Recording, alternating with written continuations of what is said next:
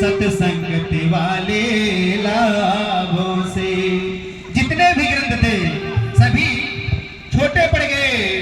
स्वर्ग आदि तुच्छ है तुलने पर, स्वर्ग आदि तुच्छ है तुलने पर, सत्संगति सुख के बाटों से। सभी ग्रंथ छोटे पड़ गए। ऋषियों ने श्री सूत जी महाराज से कहा, श्री सूत जी महाराज आप कृपा करके हमें मन में चल रही मेरी जिज्ञासा को शांत करने के लिए कुछ हम आपसे प्रश्न कह रहे हैं, उन प्रश्नों का ही आप हमको जवाब दीजिए और उसी माध्यम से कथा श्रवण करवाइए। कहने लगे महाराज यह भागवत कथा आखिर 7 ही दिनों में क्या होती है? अरे 5 दिन भी हो सकता है, 9 दिन हो सकता है, 11 दिन, ऐसा क्यों नहीं होता है? प्रभु कृपा करके इसके बारे में हमसे बताएं। श्री सूत जी कहते हैं सनक सनंदन सनातन और सनत कुमार इन चारों ऋषियों ने नारद ऋषि को यह सप्ताह की कथा 7 दिनों में सुना करके इस परंपरा की शुरुआत की थी, प्रारंभ की थी। तब से आज तक यह कथा 7 दिनों में ही सुनी जाती है। श्री सौनक जी महाराज ने कहा, हे प्रभु नारद ऋषि को 7 दिनों तक कथा सुनाए थे। सनकाद ऋषि, जो नारद ऋषि एक क्षण नहीं रुकने वाले रहते हैं, कहीं कभी यहाँ कभी वहां, ऐसे नारद ऋषि 7 दिनों तक कैसे एक जगह बैठ करके कथा को श्रवण किए?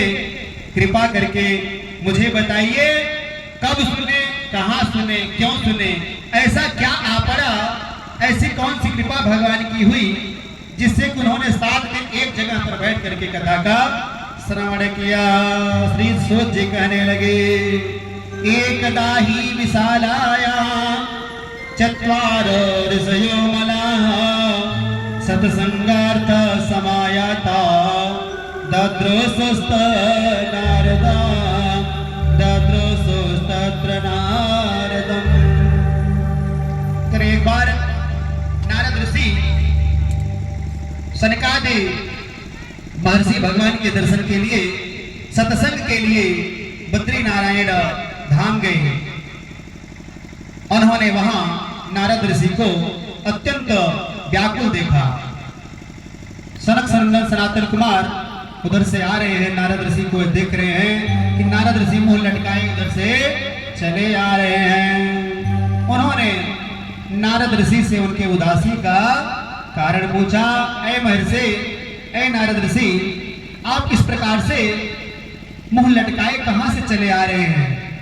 आप संतों का तो सबसे बड़ा धन हरि नाम कीर्तन करते रहते हैं और भगवान में रमे रहते हैं, आपको कैसी उदासी, और आप इस तरह से मुंह लटकाए कहां से आ रहे हैं?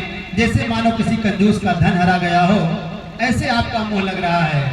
क्या किसी ने आपका अपमान किया महाराज? नारद ऋषि चारों अग्रजों को प्रणाम करके कहने लगे, ए प्रभु मेरी समस्या बड़ी विकट है। कहने लगे, पुष्करम च प्रयागम च काशी गोदावरी तथा हरिक्षेत्रम कुरुक्षेत्रम श्रीरंग सेतु बंधना एवं आदिषु तीर्थेषु भ्रममाणा इतस्ततः। प्रभु ऐ ऋषियों, मैं पृथ्वी को श्रेष्ठ समझ करके वहां पर भ्रमण करने हेतु चला गया था। नारद ऋषि कह रहे, बता रहे अपनी समस्या।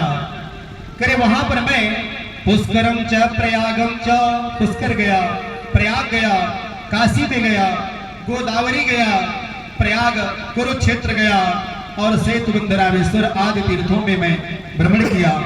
लेकिन वहां पर अधर्म के मित्र कलयुग ने सारी पृथ्वी को व्याप्त कर रखा था।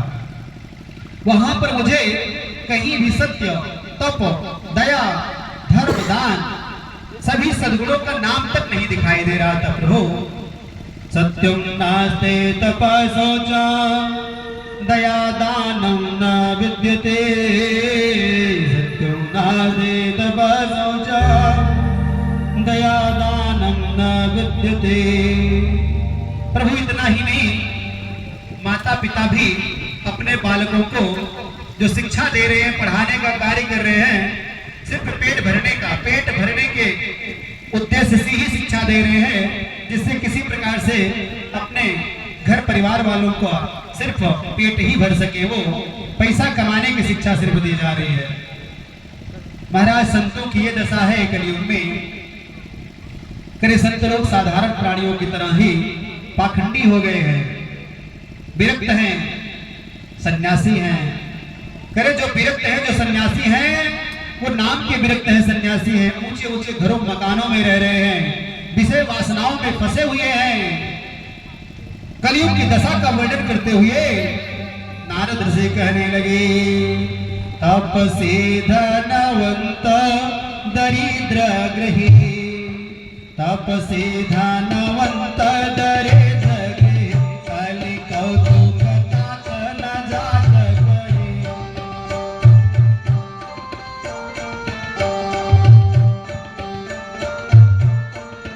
और माता पिता की दशा तो ये है महाराज, मातो पिता बालक ही बोलावे, माता पिता बालक ही बोलावे, उदर भरे सोए धर्म सिखावे, उदर भरे सोए धर्म।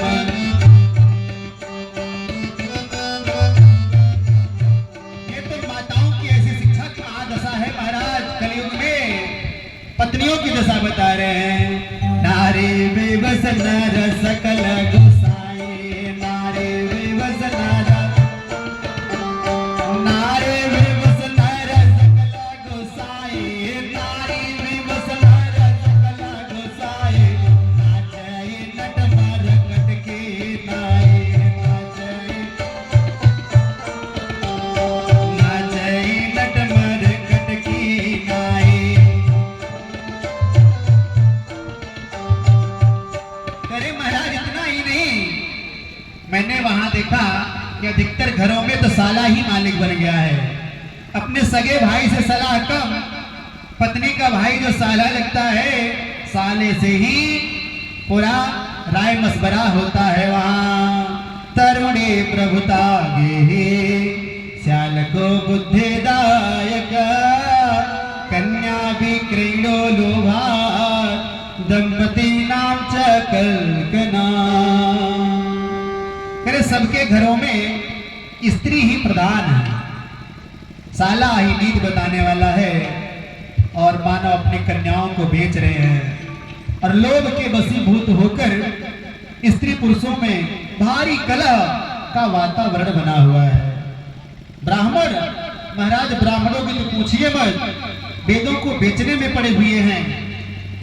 ब्राह्मण वेदों को बेचने में लगे हैं, स्त्रियां अपना सतीत्व खो करके अपनी जीविका चला रही हैं। इस प्रकार नारद ऋषि कहते हैं, प्रभु मैं घूमता फिरता यमुना जी के किनारे पहुंचा, जहां पर श्री भगवान श्री कृष्ण की लीलाएं हुई थी।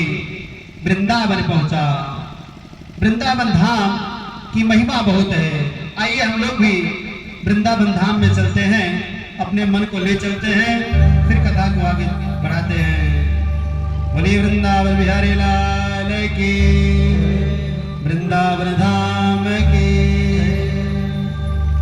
सभी लोग प्रेम से भाव से, वृंदावन धाम अपार रटे जा रहा